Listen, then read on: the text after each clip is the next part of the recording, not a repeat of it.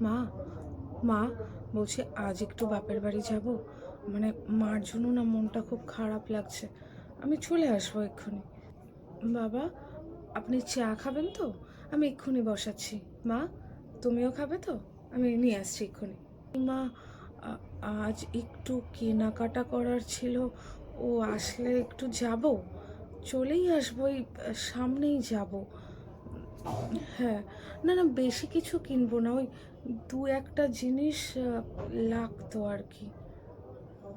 ঠিক আছে। মা, বলছি আহ, পুজোটা একটু আজকে আপনি দিতে পারবেন? আসলে আমার একটা এমার্জেন্সি, মানে একটা জায়গায় যেতে হবে।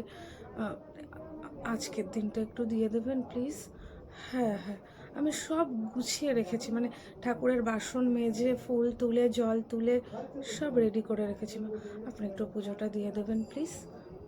ঠিক আছে মা। বলছি মা, আজ তো ওর বিয়ে আছে, তো ওর বিয়েতে ওই সোনার গয়নাগুলো পরে যাব, একটু লকারের চাবিটা দেবেন? আমি একটু মানে ব্যাংক থেকে তাহলে গয়নাগুলো নিয়ে আসতাম।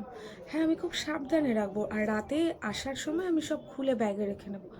হ্যাঁ হ্যাঁ হ্যাঁ, হ্যাঁ মা প্লিজ, হ্যাঁ। ঠিক আছে, আজকে একটু বাপের বাড়ি গেলাম, ঠিক আছে? ওই ফিরতে কাল পরশু হবে।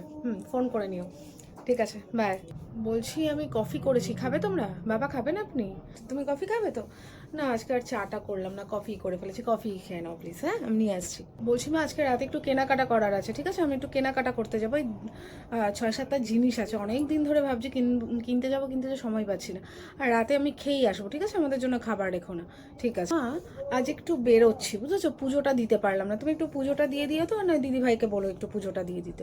ঠিক আছে, আজ আমি পুজোটা আর দিলাম না। উফ, তোমাকে তো বলাই হয়নি, তোমার ড্রয়ারে যে লকারের চাবিটা ছিল ওটা আমি নিয়ে যাচ্ছি, ঠিক আছে? একটু সোনার গয়নাগুলো বার করতে হবে।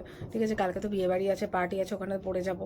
ও না না, কোনো ব্যাপার না, আমরা তো গাড়ি করে যাবো, কোনো ব্যাপার হবে না। ঠিক আছে, তুমি চিন্তা করো না, ঠিক আছে? আমি ওই 6-7টা মতো জিনিস আমি বার করবো, আবার পালিশ টালিশ করে আবার লকারে ঢুকিয়ে দেবো, ঠিক আছে?